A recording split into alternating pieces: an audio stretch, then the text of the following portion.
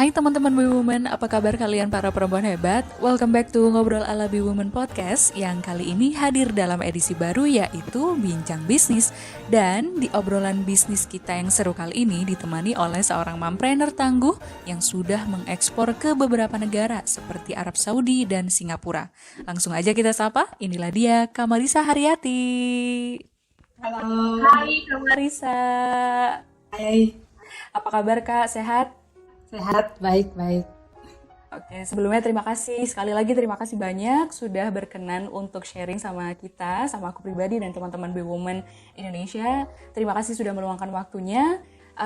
Aku yakin ilmu yang akan kita, atau cerita yang akan kita dengarkan dari Kamarisa hari ini pasti akan banyak menginspirasi perempuan-perempuan Indonesia di luar sana, terutama yang ingin membangun bisnisnya, begitu. Tapi sebelum kita masuk lebih dalam, kita gali lebih dalam cerita Kamarisa, ada yang ingin aku tunjukin ke teman-teman juga, yaitu beberapa artikel yang memuat tentang bisnis dari Kak Marisa Haryati.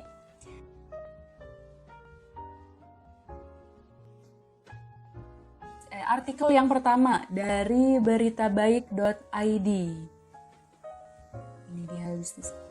Nah, judulnya Kunci Sukses Bisnis ala Marisa Haryati. Jangan kebanyakan mikir. Ini menarik perhatianku banget karena pasti bukan aku aja yang mengalami ini ketika akan melakukan suatu bisnis atau baru memulai suatu project baru. Pasti di awal akan banyak negative thinkingnya. Nah ini nih, kita akan cari tahu bagaimana seorang Kamarisa Haryati mengatasi negative thinking itu sendiri. Kemudian, nah ini ada beberapa yang aku highlight seperti ini. Saat ini produksinya bisa mencapai 50.000 pieces dalam 1 bulan. Wow! Harga setiap produknya rata-rata Rp8.000 hingga Rp35.000. Ia kini punya 2 tempat produksi sekaligus gudang. Ia juga punya beberapa karyawan. Tidak hanya itu, ia kini sudah punya 2 toko. Ini Kreasi di Bandung dan 1 di Solo. Oke, jadi nama tokonya Ini Kreasi ya, Kak Marisa? Ya, yang ini yang dia liput untuk toko Ini Kreasi. Gitu.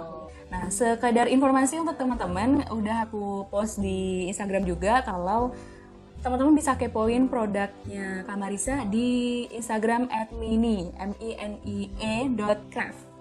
Itu ya Kak ya. Dan untuk Instagramnya Kamarisa di @marisaharyati. Silakan teman-teman kepoin seperti apa produk-produknya yang sampai booming ke luar negeri loh. Kemudian ada lagi nih. Nah, ini nih yang menarik juga nih. Kata teman saya, kamu berani amat. Nanti kita cerita ya Kak ya, di balik statement ini ada cerita apa dari teman Kamarisa yang membuat statement demikian. Kemudian kadang-kadang kalau terlalu mendengarkan sekeliling kita, orang-orang di samping kita itu nggak akan jalan. Ini bener banget. Yang penting jalan aja dulu. Ini juga bener banget. Kemudian yang penting jalan aja dulu, tapi jangan lupa berdoa biar Tuhan nanti yang menjalankan segala sesuatunya. Ini juga nggak kalah menarik. Artinya Kak Marisa tetap melibatkan Tuhan dalam proses kehidupan Kak Marisa, dan ini diperlukan sekali untuk kita seorang manusia gitu ya. Kemudian ke artikel berikutnya, sebelum aku tanya-tanya ke Kak Marisa tentang terutama nih statement dari teman Kak Marisa yang menyatakan kalau Kak Marisa berani banget, itu kenapa sampai temannya Kak Marisa mengeluarkan statement demikian gitu. Nah, di artikel berikutnya itu ada dari entrepreneur.business.com. Bisnis barang-barang miniatur, Marisa Haryati raup omset Rp200. Tapi ada jutaan per bulan lah ya. Nah ini dia, ini gambar dari produknya Kamarisa. Kini dirinya bahkan memiliki reseller dari berbagai negara termasuk Arab Saudi, Singapura, Amerika, dan Malaysia. Wow. Nah ini. awal memulai bisnis banyak yang menganggap remeh karena sebatas produk tempelan kulkas dan gantungan kunci karena bukanlah produk yang memenuhi kebutuhan manusia atau produk primer. Ini juga yang menarik sih, karena memang benar statementnya Kak Marisa kalau ini bukan produk konsumsi tiap hari untuk kita gitu ya, bukan seperti barang yang benar-benar kalau di pikiran kita orang awam bukan barang yang dibutuhkan setiap harinya gitu. Tapi kenapa bisa tetap meraup omset hingga 200 jutaan per bulan, itu menarik banget untuk kita gali rahasia suksesnya. Kemudian ada, namun pada nyatanya dari bisnis ini dapat menghidupi kehidupan sehari-hari, memiliki beberapa karyawan yang bertahan sampai saat ini hingga dapat mengirimkan produk ke luar negeri. Wow. Nah, ini cerita bagaimana Kak Marisa menghadapi pandemi dengan bisnis Minicraft. Dan yang terakhir ini hit me hard, karena bener-bener setuju. Kalau bisa retweet 100 kali, saya retweet 100 kali ini statementnya. Perempuan terkadang sering ragu, namun hal yang perlu dilakukan pertama kali adalah dicoba dahulu. Ini nih yang perlu digarisbawahi, dicoba dahulu. Semua tidak langsung menjadi besar dan lakukan sebisa yang dapat dilakukan. Yang penting adalah jangan menyerah karena ragu-ragu. Tidak akan membawa kita kepada kesuksesan. Wow, preach. Aku pribadi selama membaca artikel-artikel ini, wow, bener-bener semangat yang dibutuhkan oleh kita, khususnya para perempuan ya. Oke, yang pertama kita akan langsung bahas ke statement yang paling menarik. Ada apa? Ada cerita apa di balik statement Kak Marisa yang menyatakan kamu berani amat? Ya, jadi itu tuh karena saya tuh buka, awal mulanya kan pameran di mall, dan setelah pameran itu bagus, responnya bagus, saya memberanikan diri untuk buka toko puskart gitu di mall, salah satu mall di Bandung. Nah, seperti yang kita tahu, sewa di mall itu kan agak lumayan mahal gitu, dan nggak gampang kan. Jadi tapi ya saya coba aja, jalan aja gitu. Toh ini bisnis saya, uang saya, nggak pakai uang kamu gitu kan. Jadi ya coba jalan aja. Ya buktinya sampai sekarang masih bisa jalan, buka, puji Tuhan ya gitu. Oke, berarti teman Kak Marisa bilang kalau Kak Marisa terlalu berani itu karena ketika tahu kalau Kak Marisa buka offline store ya untuk Minicraft ini. Nah, keputusan itu diambil setelah Minicraft udah jalan berapa lama itu Kak? Waktu awalnya kan saya langsung pameran di mall. Langsung pameran. Jadi bukan jalan online dulu, apa dulu, enggak gitu. Makanya ya bikin, tapi jual ke teman-teman. Kok pada suka, pada mau ya. Ya udah kita bikin agak banyakan nih, macem-macem gini. Kita buka aja kecil banget di mall, coba untuk pameran dulu aja gitu. Ya udah coba pameran, responsnya bagus.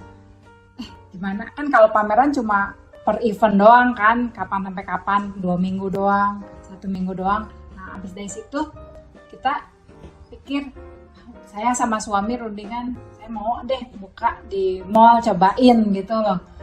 Nah terus setelah ke mall, ke manajemen mall, oke. Mereka juga suka, produknya unik, lucu, belum ada di tempat lain. Ya udah buka.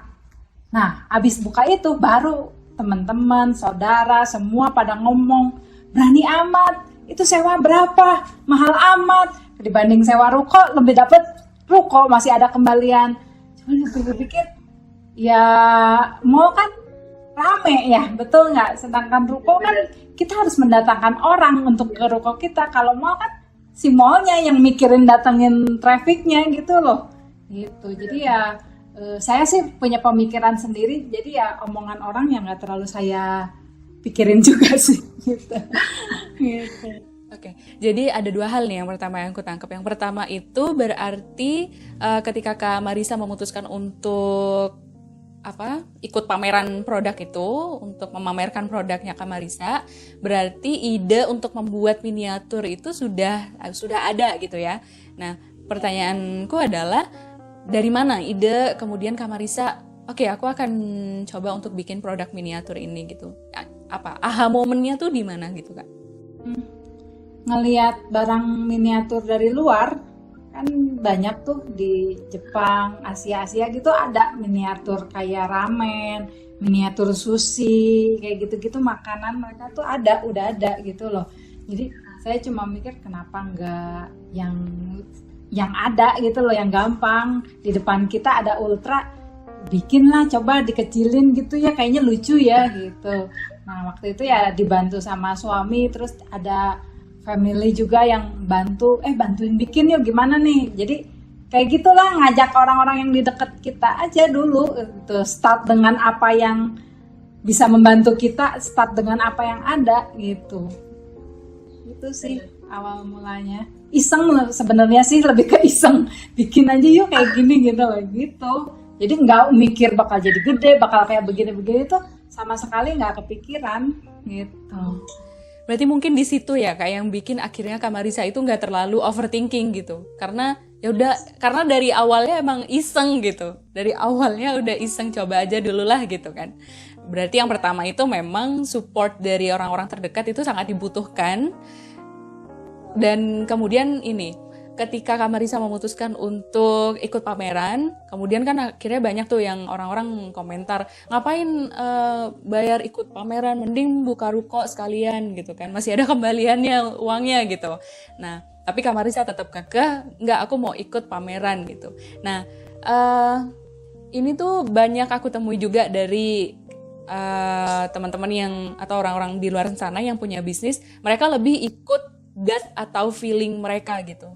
Mereka percaya sama apa yang mereka yakini, mereka benar-benar dengerin apa kata hati mereka, kemudian ikuti itu, dan ternyata memang hasilnya memuaskan gitu. Nggak sama seperti apa yang orang-orang pikirkan, nggak sama seperti orang-orang yang takutkan atau khawatirkan itu. Kemudian tapi ini tuh banyak jadi pertanyaan Kamarisa, gimana caranya kita bisa yakin kalau apa yang kita pikirkan itu memang bagus untuk kita ikutin gitu. Misalnya nih kadang kan kalau aku pribadi tuh kayak aku mau ada bikin program baru nih di Be Woman ID gitu. Nah kadang aku kumpulin dulu teman-teman tim di Be Woman ID, terus kita obrolin. Aku ada ide nih program kayak gini gitu. Tapi selalu ada aja karena misalnya salah satu contohnya Be Woman ID itu pengen punya semacam online class Kak untuk perempuan-perempuan di luar sana yang isi kelasnya itu untuk mengupgrade skill mereka yang berkaitan sama karir, sama bisnis seperti itu. Nah, udah nih kita bicarakan di tim. Nah, kemudian di aku pribadi khususnya ada semacam kayak yang nahan aku gitu dari aku sendiri Kak. Yakin nggak ya gitu. Nanti kalau misal nggak jalan gimana? Kalau misal audiensnya dikit gimana? Kalau peminatnya dikit gimana gitu? Jadi selalu ada obrolan negatif nih dari dalam diri sendiri yang muncul gitu. Jadi kan boro-boro nih ya kita mau dengerin atau mau urusin omongan orang di luar, sedangkan diri kita sendiri, percakapan kita sendiri sama diri kita sendiri itu udah negatif duluan gitu loh Kak. Kalau Kamarisa gimana? Pernah ngalamin seperti itu atau kemudian cara mengatasinya seperti apa? Pernah, cuman berdamai sama diri sendiri dulu. Itu sih. Jadi kalau kita belum berdamai sama diri kita sendiri, ini tuh hati sama pikiran tuh jadi nggak sinkron, berantem terus gitu. Dan itu nggak akan membuat kita maju gitu. Terus sih kalau saya selalu mikir gini, kita pikirkan hal yang terburuknya apa, rugi, nggak laku atau apa gitu loh. Itu terjadi, terus apa gitu loh. Ya pikirkan negatifnya, ya, tapi jangan nih kayak aku bikin, paling case terburuknya apa sih, nggak laku, orang-orang nggak suka, barang ya tinggal diobral aja, dikasih gift atau apa gitu loh. Jadi ya nothing tulus gitu loh, jalan aja pokoknya. Kalau saya sih ya gitu mungkin udah bawaan kali ya. Bingung gitu loh. Ada juga soalnya orang yang kebanyakan mikir terus, dikasih tahu lu jangan kebanyakan mikir tapi mikir terus gitu, nggak maju-maju, ya bingung juga ya gitu. Cuma udah bawaan gitu atau gimana, saya juga soalnya kalau saya gitu mikir, apakah tidak pernah berpikir negatif? Pernah, saya juga pernah, sebelum jalan juga pasti ada pemikiran negatif di dalam diri saya sendiri. Cuma saya selalu pikir, oke, yang in case terbaiknya apa, hasilnya terburuknya apa, saya masih bisa menghandle itu. Yang terburuknya oke, jalan gitu. Jadi ya at least kita coba gitu loh gitu. Kak Marisa, sosok Kak Marisa ini dari awal aku baca artikel Kak Marisa, kemudian beberapa stalking aku postingan Instagram Kak Marisa itu ngingetin aku sama salah satu tokoh businesswoman juga Kak dari luar. Dia juga penulis buku, mungkin Kak Marisa tahu, namanya Marie Forleo. Oh iya, tahu. Ya. Dan Kak Marisa mengingatkan aku ke sosok Marie Forleo. Forleo itu Kak, ya ampun, dari sisi wisdomnya, valuesnya. Termasuk ketika Kak Marisa bilang gimana menghadapi pikiran-pikiran buruk, ya kita pikirkan case terburuknya apa, kemudian kita bayangin bisa nggak kira-kira kita ngadepin itu gitu. Misal nggak laku, ya udah, kalau nggak laku kita obralin gitu kan. Berarti dalam hal itu case terburuknya masih bisa kita hadapin gitu. Lantas kenapa nggak kita jalanin? Itu sama banget sama yang disampaikan sama Marie Forleo. Tadi Kak Marisa menyebutkan soal berdamai sama diri sendiri. Di lingkungan aku aja pribadi, konsep berdamai dengan diri sendiri itu masih termasuk susah untuk dipahami Kak. Orang memahami kalau kita sudah berdamai dengan diri sendiri itu apa indikasinya gitu. Kalau dari Kak Marisa seperti apa? Perbuatannya, pemikirannya itu kelihatan. Kalau misalkan dia masih banyak konflik dengan dirinya sendiri, nggak akan maju-maju, nggak akan membawa pada kemajuan. Bukan dalam segi bisnis aja ya, tapi dalam segi diri sendiri, pengembangan diri sendiri juga ya gitu-gitu aja gitu loh. Gitu sih. Terus tadi Kak Marisa tuh bilang kalau mungkin ini bawaan ya gitu. Kak Marisa menyebutkan seperti itu. Nah, jadi aku tertarik nih untuk flashback ke belakang ke masa kecilnya Kak Marisa. Apakah bawaan itu dibawa sejak kecil atau dibawa atau diwariskan oleh keluarga, ibu atau dari ibu atau dari bapak, atau seperti apa sih lingkungan keluarga Kak Marisa gitu? Ada nggak pengaruhnya dari cara orang tua Kak Marisa mendidik Kak Marisa sampai menjadikan sifat-sifat Kak Marisa yang maju tak gentar atau menjadi seorang Kak Marisa yang seperti sekarang? Masa lalu itu pasti ada dong, maksudnya menjadikan kita seperti saat ini, itu tuh pasti ada. Tapi itu bukan faktor terbesar. Jadi seburuk apapun masa lalu atau apapun, sejelek apapun masih bisa dirubah saat ini. Jadi kalau saya dulu itu saya anak tunggal, jadi dan ibu saya itu single mom, jadi bapak saya itu meninggal waktu saya masih kecil dan nggak inget bapak tuh kayak gimana tuh, nggak inget saya, cuma lihat dari foto doang gitu karena masih kecil itu. Dan sebagai single mom, jadi kan mama saya harus jualan ini, jualan itu, jualan makanan lah, apa kayak gitulah. Nah, saya ngelihat, oh ibu saya tuh harus jualan ya untuk menghidupi kita. Nah, udah gitu waktu saya SD itu saya juga jualan kertas surat, jualan pulpen yang wangi. Dulu sih zamannya masih kayak gitu ya, jadi kayak gitu-gitu. Jualan ke teman-teman kayak gitu. Terus penghapus yang wangi kayak gitu-gitu, jualan ke teman-teman gitu. Terus nah dari situ mungkin kayaknya skill berjualan tuh mulai terlatih, terbiasa gitu ya dari SD gitu. Udah gitu sekolah, kuliah. Saya kuliah sambil kerja. Jadi waktu itu saya jadi SPG salah satu handphone gitu. Jadi lumayan tuh sampai pulang ke rumah tuh kan SPG di salah satu mall di Bandung malam kan, jadi baru pulang tuh bener-bener malam, besok paginya kuliah lagi, lumayan capek. Cuma saya ngerasa ya itu harus untuk membantu ibu saya gitu loh. Dan ibu saya kan makin lama makin tua dong. Kita udah tahu diri lah, kita bisa kerja, ya kuliah sambil kerja, ya kerja lah gitu. Terus ya lumayan dari situ pun kayaknya skill berjualan tuh makin terlatih gitu. Terus kuliah juga saya bukan sarjana, jadi cuma ngambil yang D3 gitu. Kenapa? Karena ibu saya pengen saya cepat bekerja. Tujuannya itu doang gitu. Jadi saya kuliah kemana juga ya cari aja D3 apa ya yang bagus. Jadi bukan karena keinginan pengen jadi apa jadi enggak, lebih ke kebutuhan gitu, karena butuh yang cepat jadi kerja, apa yang bagus. Oke, akademi atau apa nih, universitas mana yang harus saya masukin gitu sih. Jadi nggak ada keinginan sebetulnya. Saya kuliah tuh di ASMTB, sekretaris Taruna Bakti. Kenapa? Karena katanya di situ paling cepat cari kerja. Tujuannya kan untuk mencari kerja, bukan untuk membuka lapangan kerja waktu itu saat itu. Jadi ya jalan aja gitu, jalan kuliah. Malah abis lulus kuliah itu nggak langsung bisnis, kerja.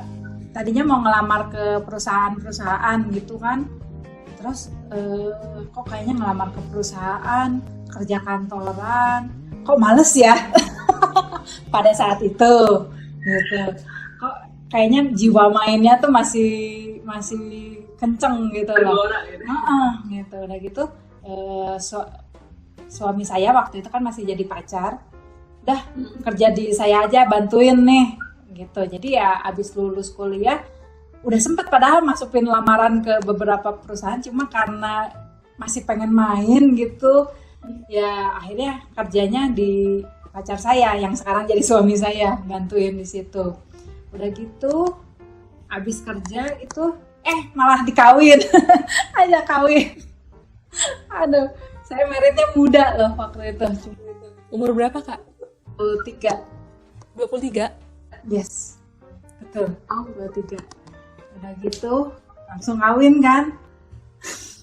Habis kawin kan, wah tekanan dong. Kenapa belum punya anak? Nah loh, kok kawin kan maksudnya untuk ya udah aja gitu loh.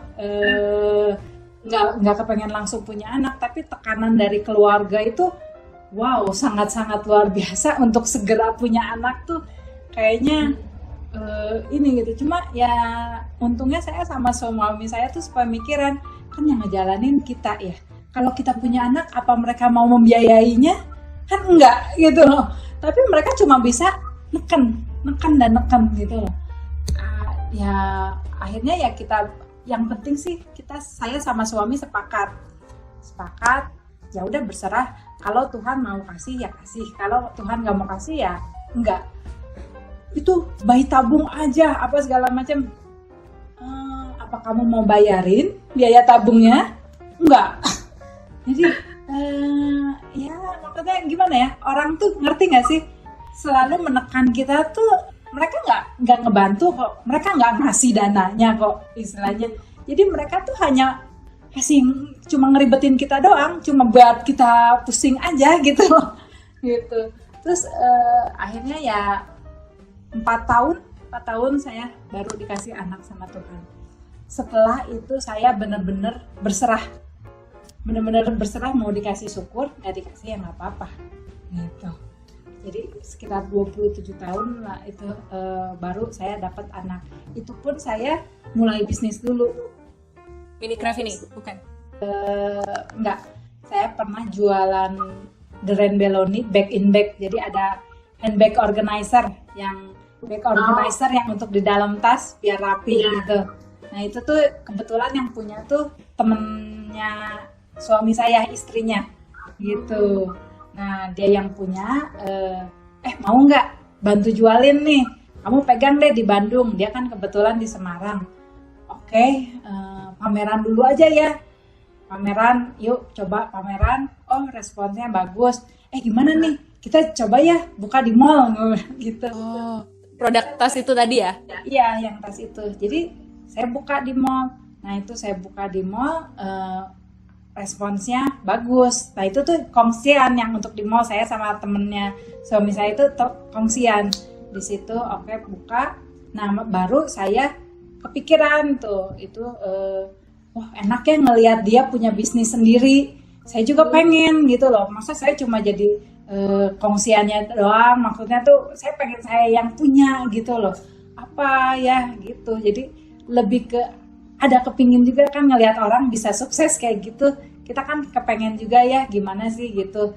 Cari barangnya apa sih. Nah kebetulan yang waktu itu tuh ngelihat lucu ya ini ya dari luar. Lucu ya ini ya. Lucu ya. Jadi Catur lebih itu. iya, kan ngelihat-lihat di internet waktu itu. Lucu, lucu. Gimana ya kalau kita bikin apa? Ini aja yang ada di depan. Coba kita kecilin. Jadi lebih ke iseng gitu loh itunya. Tapi tujuan ingin punya bisnisnya tuh udah ada dari yang itu. Nah, terus kan pameran di mall. Pameran di mall, kenapa di mall ya? Karena saya sebelumnya kan udah buka toko ini di mall. Jadi kan udah ada channel, si manajemennya, si marketingnya kan saya udah kenal gitu. Terus saya buka lagi, abis beres pameran, buka boothnya itu. Dan ya sampai sekarang si yang Minicraft masih jalan, tapi yang back organizer ini nggak tahan sama pandemi gitu. Jadi agak udah tutup yang ini, yang back organizernya saya cuma jalanin online, bantuin teman saya, tapi saya tetap bantu. Tapi saya bisnis saya yang ini masih tetap jalan gitu sih. Jadi apa ya? Yang membuat saya seperti ini tuh ya emang dari masa lalu sedikit belajar tentang jualan, belajar gimana buka di mall, terus pameran juga itu kan kita belajar ya, ketemu orang, ada customer gini. Kenapa sih ini bukan barang kebutuhan pokok tapi orang bisa suka? Mereka juga ngomong, ini tuh lucu, sayang kalau nggak dibeli. Oh, oke. Jadi lebih ke karena mereka iseng juga gitu loh, ngeliat ini lucu, gemes, sayang kalau nggak dibeli. Jadi ya makanya mungkin kalau di toko offline itu gimana ya, kan banyak orang lewat tuh, banyak orang lewat ngeliat ini bagus, lucu, beli, lucu, beli gitu. Jadi bukan yang kayak kebutuhan pokok tuh enggak, tapi mereka ya gitu iseng juga sama kayak saya awalnya.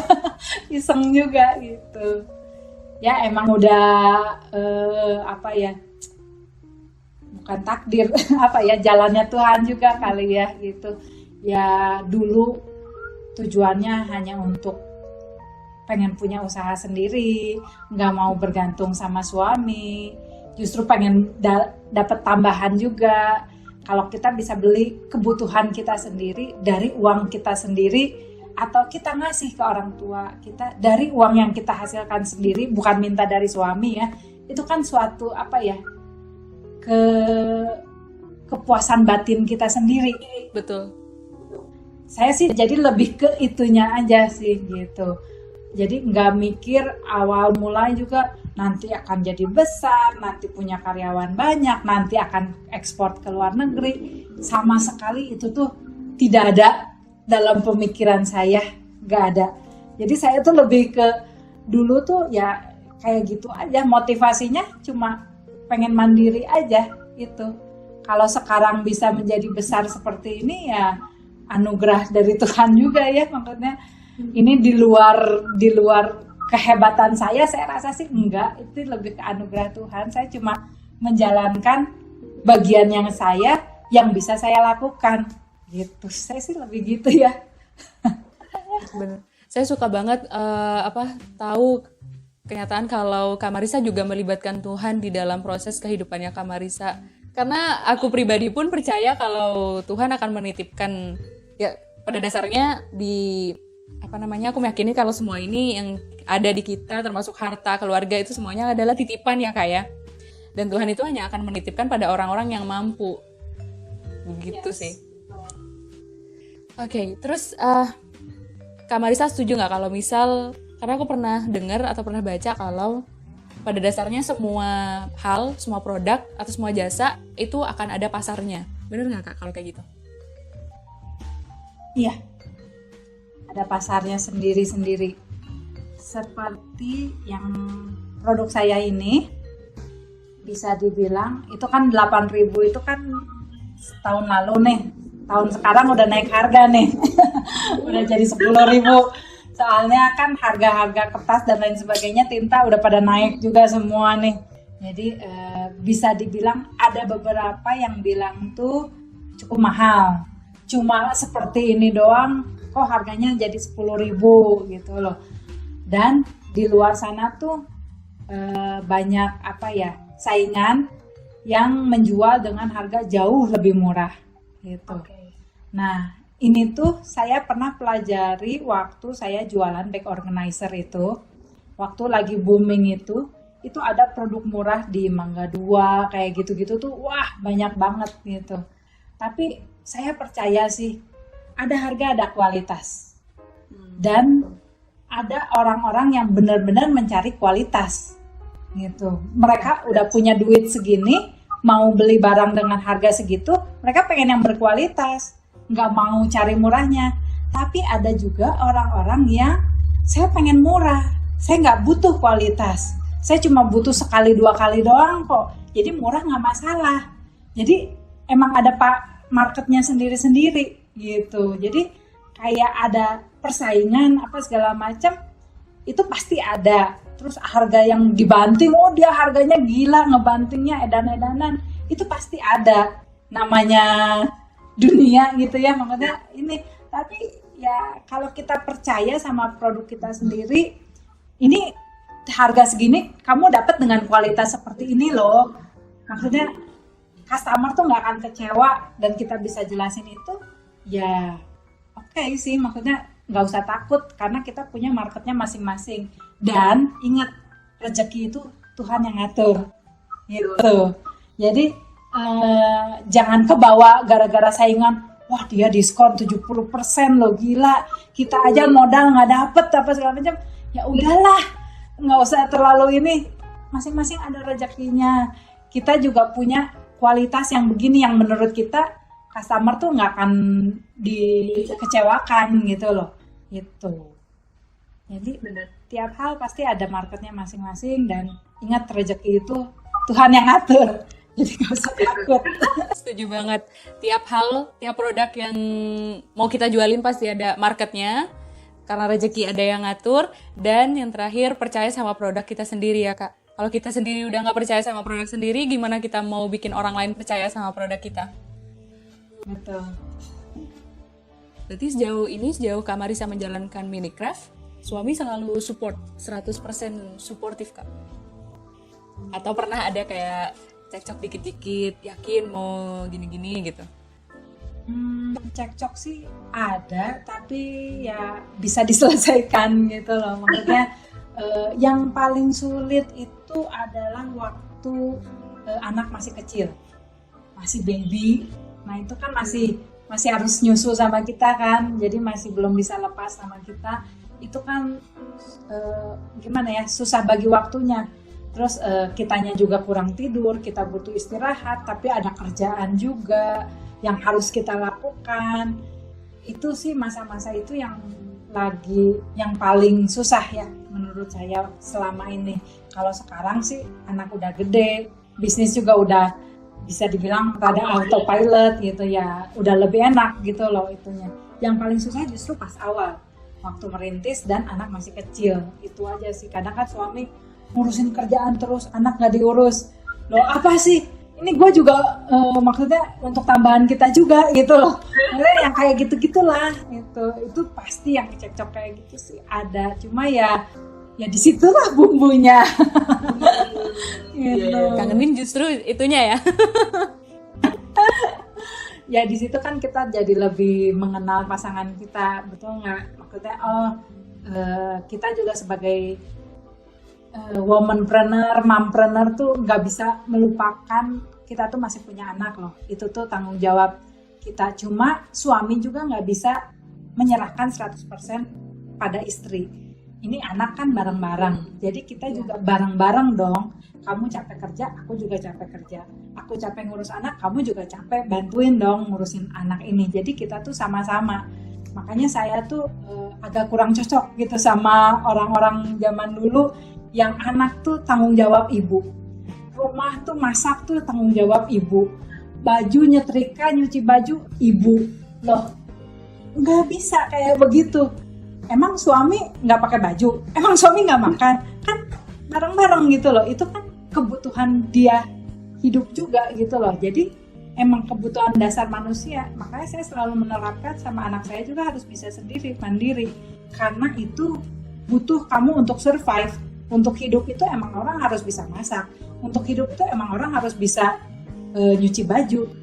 Untuk hidup itu emang harus bisa ya mandiri gitu loh. Nggak boleh bergantung sama istri, nggak boleh bergantung sama orang lain gitu.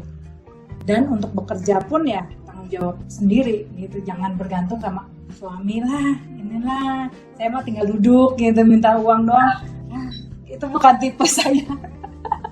Menarik banget, menarik. Kita akan gali lebih lagi tentang peran seorang ibu dikaitkan dengan mompreneur ketika dia sudah menjabat julukan sebagai mompreneur atau womanpreneur. Kita akan gali lagi. Tapi kita akan balik ke sisi bisnis Minicraft lagi, Kak. Karena aku penasaran banyak yang menunda plan mereka untuk mulai buka bisnis itu dari hal modal. Ada yang beranggapan bisnis tuh nggak perlu modal gitu. Terus ada yang beranggapan ya nabung dulu deh gitu. Nanti kalau udah kekumpul nih dananya, modalnya udah cukup, baru kita terjun bisnis gitu. Kalau di case-nya Kak Marissa sendiri kemarin sama Minicraft gimana, Kak? Modal awalnya itu seperti apa? Modal bisnis tanpa modal tuh bisa. Cuma kalau saya sih kemarin ini awal mulai tuh modal ada, pasti ada. Saya beli mesin apa segala macam, cuma masih kebeli lah, maksudnya bukan mesin yang ratusan juta, puluhan juta, cuma mesin printer doang masih bisa. Terus jalan dengan apa yang ada dan apa yang bisa. Keuangan saat itu bisanya beli satu doang mesin, oke. Jadi itu dulu, cuma bisa beli kertasnya sekian, ya udah jalan dengan yang ada dulu. Biar itu dijadiin barang dulu, dijual dulu, biar muter dulu gitu loh. Jadi kalau yang mikir nanti ya nabung dulu, nanti kalau udah cukup modalnya baru ini, nggak akan jalan. Nah itu udah pasti nggak akan jalan. Kayak apa ya, ini kebetulan kan saya baru ngambil rumah kemarin ini kan, ngambil KPR rumah ini tuh pas kita ambil terus pandemi kan, mateng dah. Itu juga saya mikirnya gitu, jadi jalan aja, kita mampunya berapa ya udah. Terus kan suami ngomong, wah kayaknya berat nih pandemi ini, nggak tahu loh beresnya kapan loh. Ya udah, paling case terburuknya tuh apa, uang hilang, ya udah segitu relain aja. Makanya kalau Tuhan emang menjatahkan kita dapat rumah dan ini bisa, ya udah bisa. Kalau enggak ya udah gitu loh. Toh uang semua itu saya sih percaya itu tuh titipan dari Tuhan gitu, bukan karena kehebatan kita gitu ya. Enggak gitu loh. Itu tuh rezekinya Tuhan loh. Terlepas besar kecilnya itu tuh semua tuh berkatnya Tuhan gitu loh. Saya sih itu jadi ya lebih ke gimana ya, saya sih kayak kebanyakan mikir ya, jadi jalan dengan apa yang ada. Oke, lu bisa apa, misalkan mau jualan kue, ya bikinlah kue. Nggak punya oven, ya beli aja oven yang kecil, yang untuk 1-2 loyang dulu, betul nggak? Nggak harus langsung oven yang gede untuk banyak oven, banyak loyang gitu loh. Jadi semua bisa kok, start dari small tuh bisa gitu. Saya juga mulai kan dari apa yang ada dulu, kantor juga dari garasi rumah kontrakan dulu. Jadi bener-bener dengan apa yang ada, apa yang bisa gitu loh. Itu sih. Prinsip itu tuh penting banget, Kak. Prinsip untuk jalan dengan apa yang ada dulu tuh penting banget. Karena kalau case orang seperti aku misalnya yang overthinking itu tadi, kalau dari sisi Kak Marisa kan, misalnya nih pengen buka bisnis bakery gitu, ya udah mulai dengan oven kecil dulu tuh, yang bisa bikin berapa gitu, bikin dengan yang kecil dulu gitu, jalan kecil dulu gitu. Nah kalau case-nya orang dengan karakter overthinking seperti aku nih Kak ya udah beli oven yang kecil dulu. Nah mikirnya tuh pasti panjang banget Kak, kayak misal ya kalau abis bikin misal cuma bikin 10, ya kalau laku, kalau enggak gimana? Terus ya kalau misal nanti bisnisnya ini jalan gitu, ada orang yang maksudnya jalan terus gitu bisnis kita lah, kalau misal ternyata nggak jalan kan rugi kita beli oven kayak gitu Kak. Kalau saya sih gini ya, mau bikin bakery nih, bisa bikin misalkan berapa loyang, 4 loyang dulu, nggak laku gimana? Potong, bagiin, promosi malah nih, cobain gitu loh, kayak gitu. Jadi kan nih mengenalkan, gue bikin bakery nih, nih gue bikin kue ini nih cobain. Orang pasti mau dong nyoba, oh iya enak gitu loh. Jadi kalau saya sih mikirnya lebih ke, oke, ini makanan nggak laku, apa yang bisa kita lakuin? Bisa nggak dijadiin promosi sampel ke orang? Potongin kecil-kecil, bagiin. Pasti kan orang mau, ke tetangga, ke kerabat, ke siapa, atau promo giveaway apalah. Sekarang kan gampang banget gitu loh, jadi ya masih bisa diiniin gitu. Jadi gimana ya, kalau saya sih orangnya lebih ke gitu, oke, ini nggak laku, kalau sampai nggak laku nih apa yang harus kita lakukan?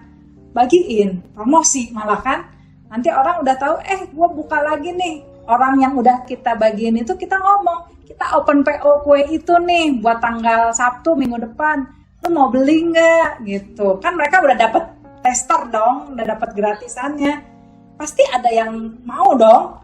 Orang ngebagiin banyak segitu kan, dibagiin kecil-kecil kan banyak tuh, kebagiannya kan ke banyak orang, pasti ada yang nyangkut, pasti gitu loh. Kadang kan mikirnya tuh kalau misal dibagiin gitu ya Kak, baliknya kan bukan duit gitu, jadinya uang yang kita keluarkan untuk bikin kue itu akhirnya nggak balik modal dalam berupa uang gitu loh.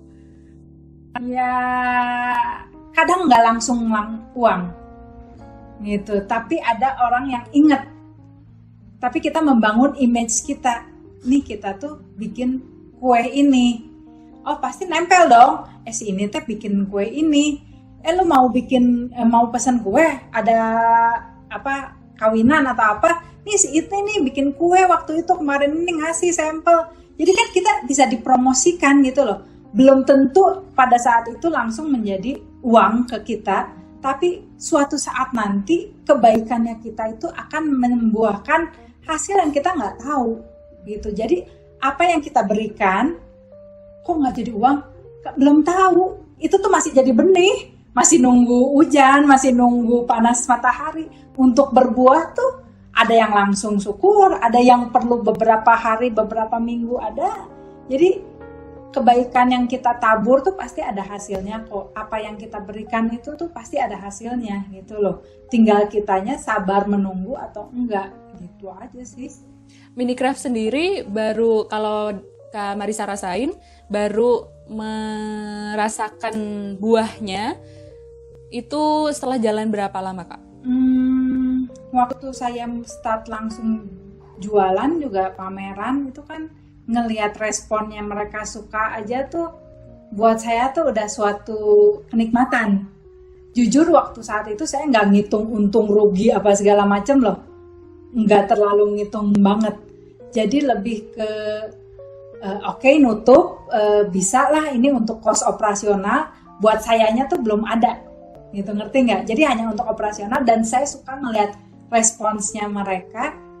Ya udahlah, yuk ini uang yang udah kita dapat, nutup modal, kita cobain lagi yuk untuk sewa lagi, tambahin malah kalau bisa gitu loh. Jadi gimana ya, awal mulai itu pasti belum tentu langsung menghasilkan, buat maksudnya hasilnya ke hati gitu loh, buat kita tuh jarang lah gitu. Tapi kalau ya itu kita percaya sama diri kita sendiri bahwa ini tuh benihnya baik loh, kayaknya pohonnya bakal oke loh, yuk kita tanemin terus, yuk kita pupukin terus supaya nantinya jadi besar. Jadi ya saya sih mikirnya gitu ya. Jadi gimana ya? Nggak terlalu kebanyakan mikir hasilnya kapan kelihatannya. 1 bulan, 2 bulan, 3 bulan. Kayaknya saya nggak gitu-gitu juga gitu. Maksudnya gimana ya?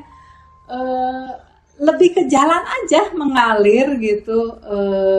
Dan ya yang penting nutup aja. Untuk diri sendiri ada lebih syukur, belum ada lebih pada saat bulan itu, ya udah nggak apa-apa kita tapi terus jalan, ngerti nggak? Jadi yang penting tuh nutup kos operasional pada saat awal gitu loh. Tapi ada keyakinan dalam diri kita sendiri tuh yang barang yang kita jual tuh oke loh, responsnya tuh oke loh gitu. Jadi saya sih nggak langsung wah omset harus ratusan juta, enggak. Omset baru 10 jutaan juga waktu itu kayaknya udah bersyukur banget gitu, kayaknya udah oke banget, udah seneng, udah bangganya setengah mati gitu kayaknya tuh.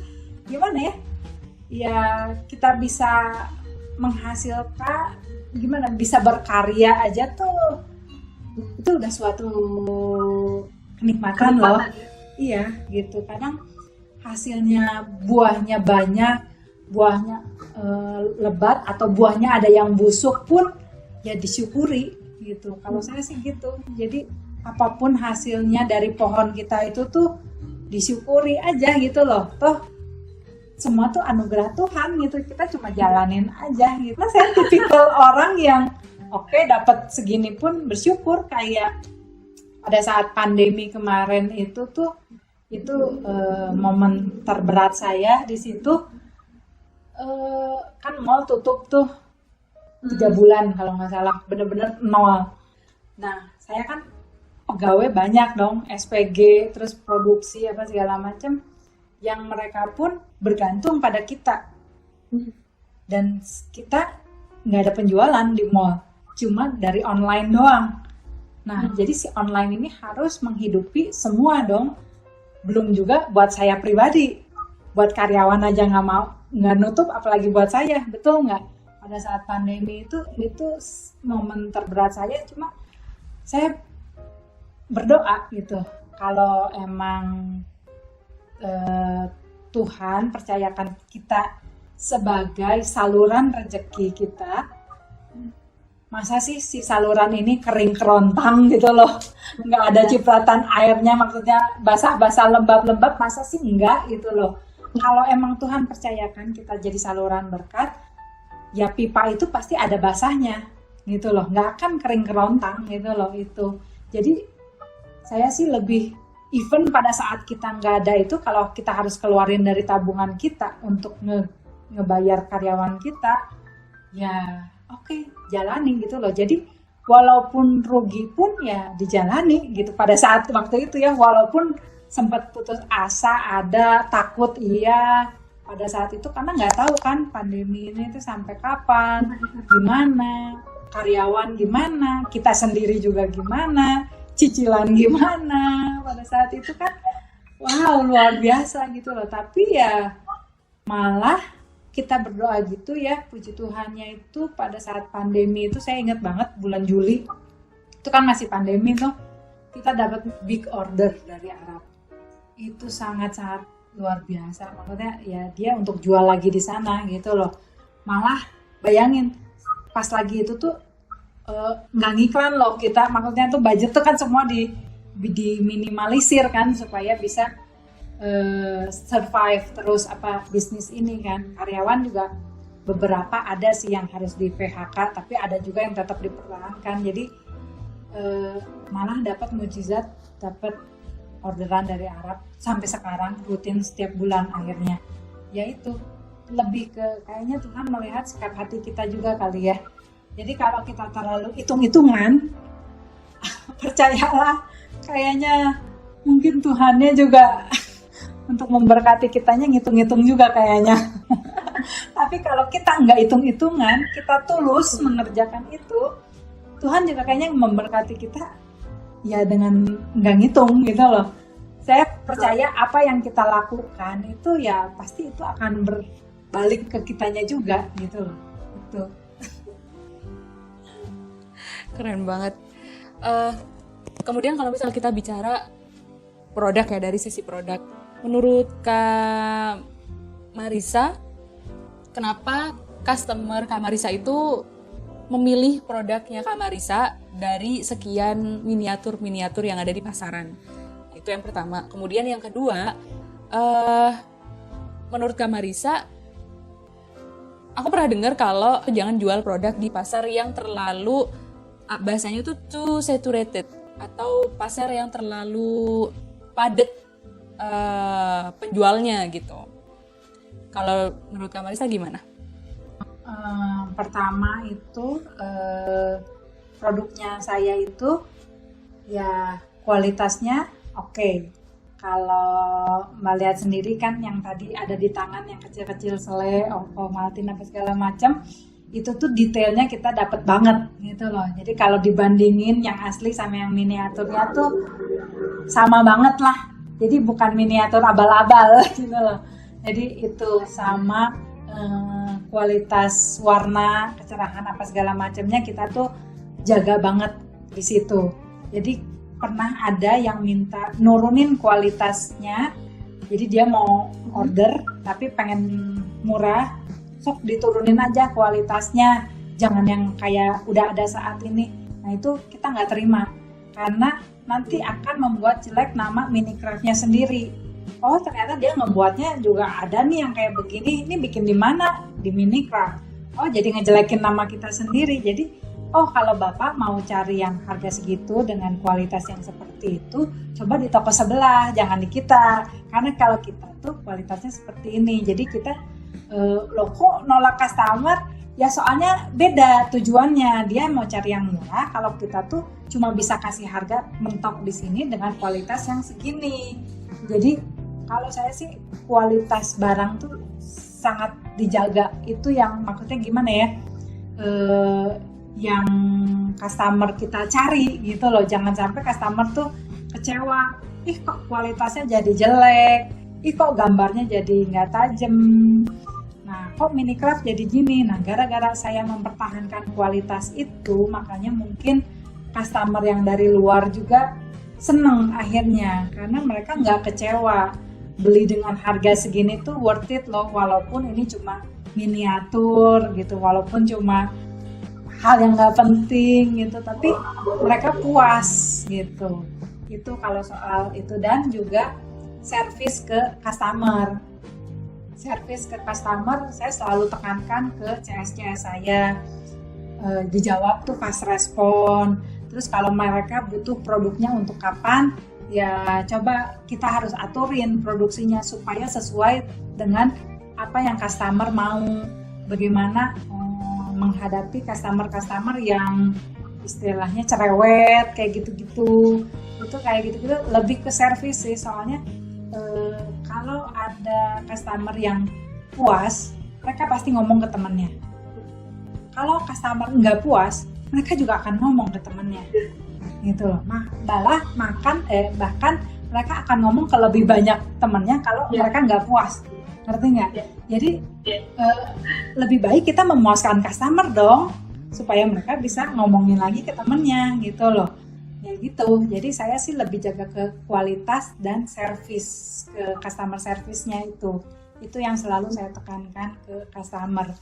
Itu jaga kualitas sama itu.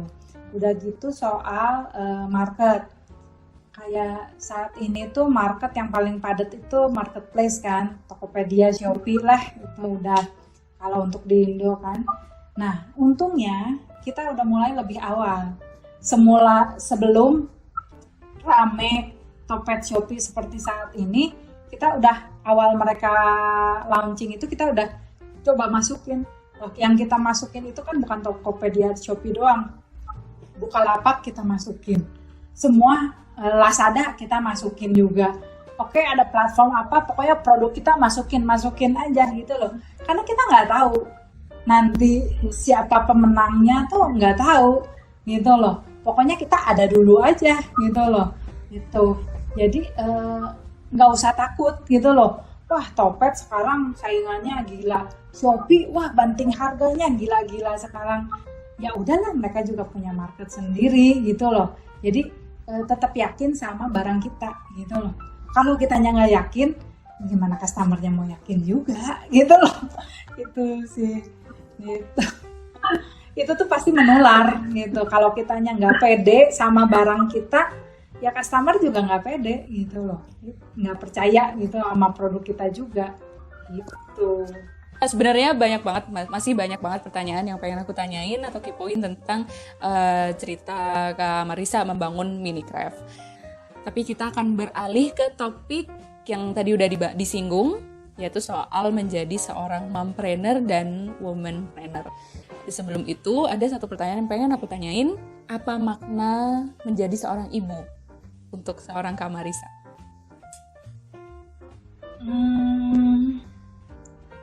Menjadi seorang ibu buat saya tuh anugerah yang luar biasa ya.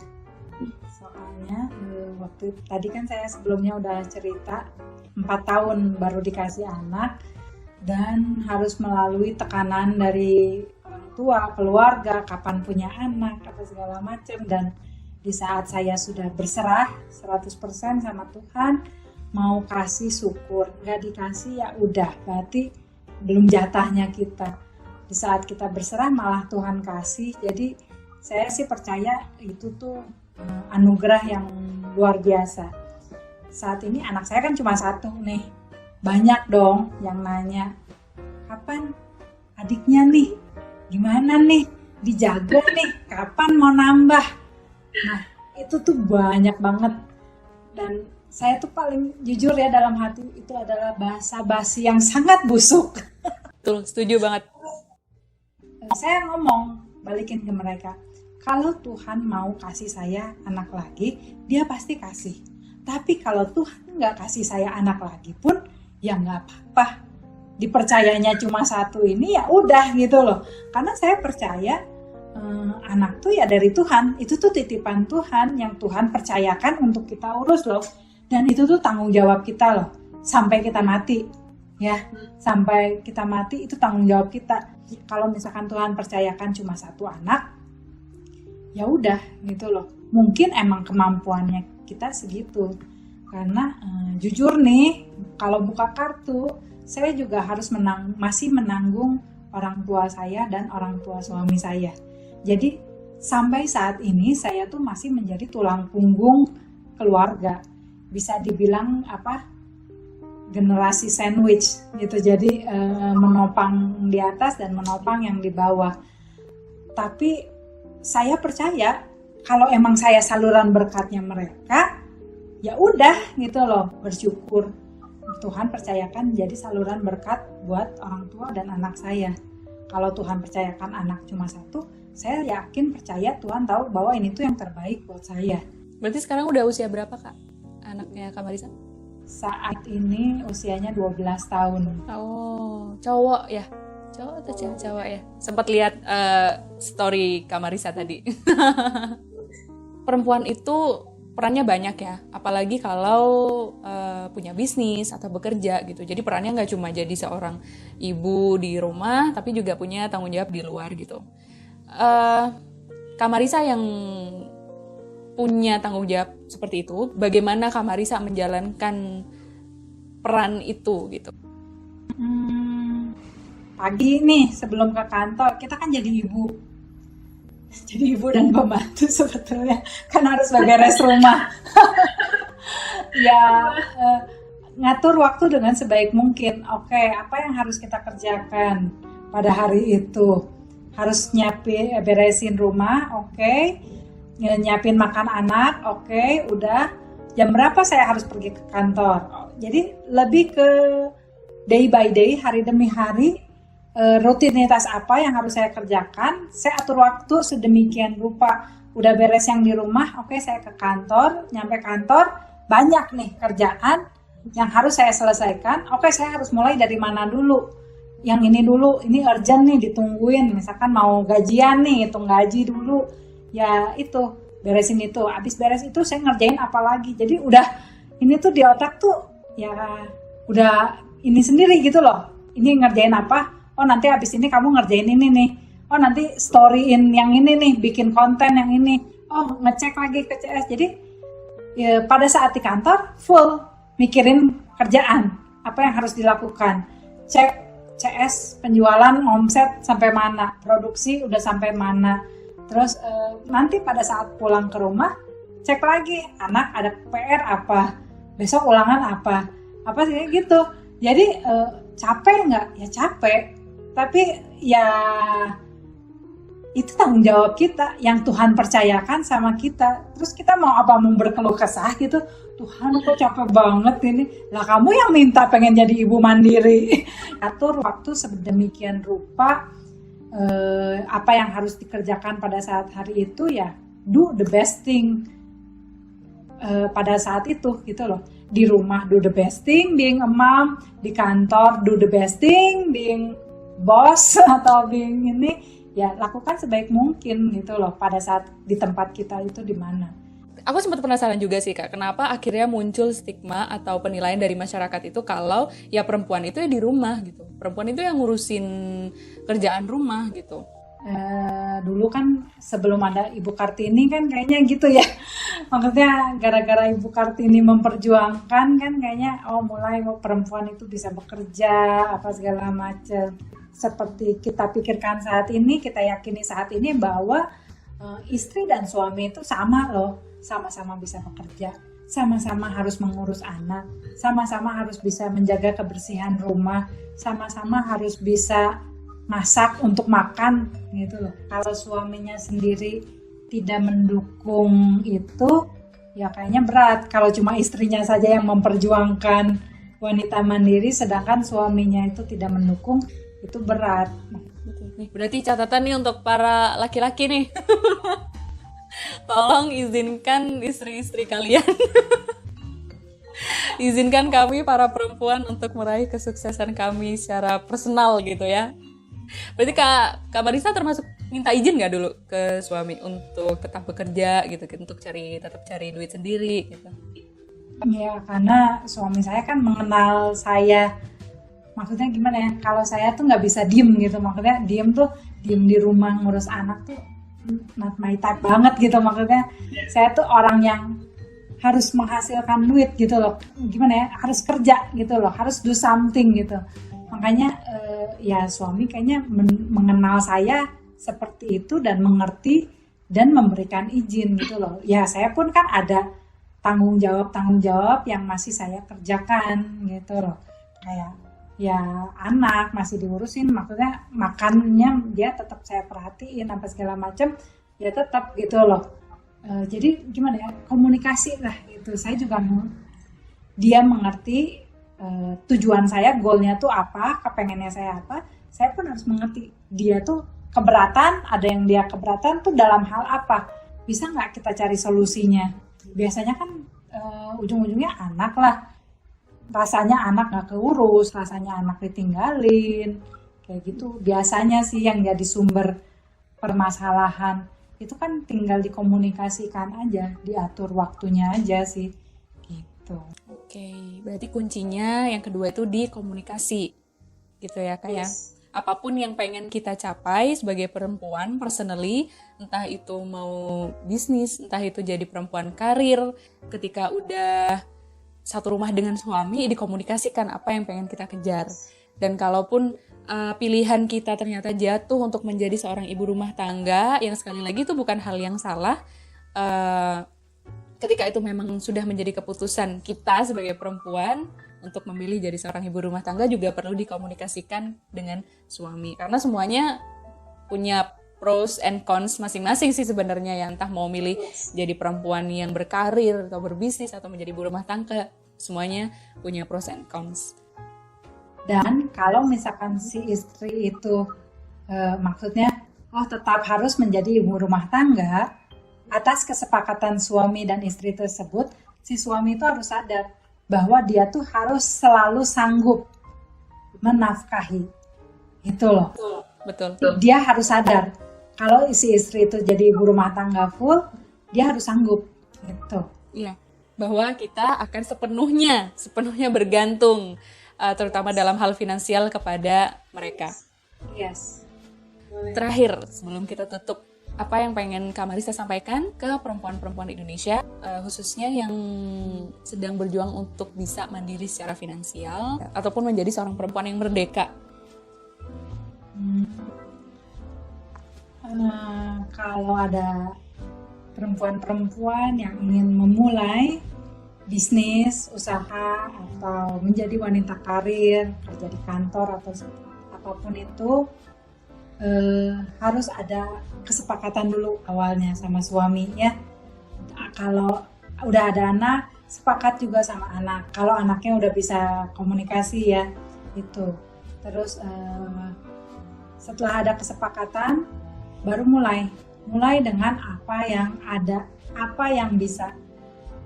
Cuma bisa di garasi, cuma bisa bikin kue 1-2 loyang, ya udah.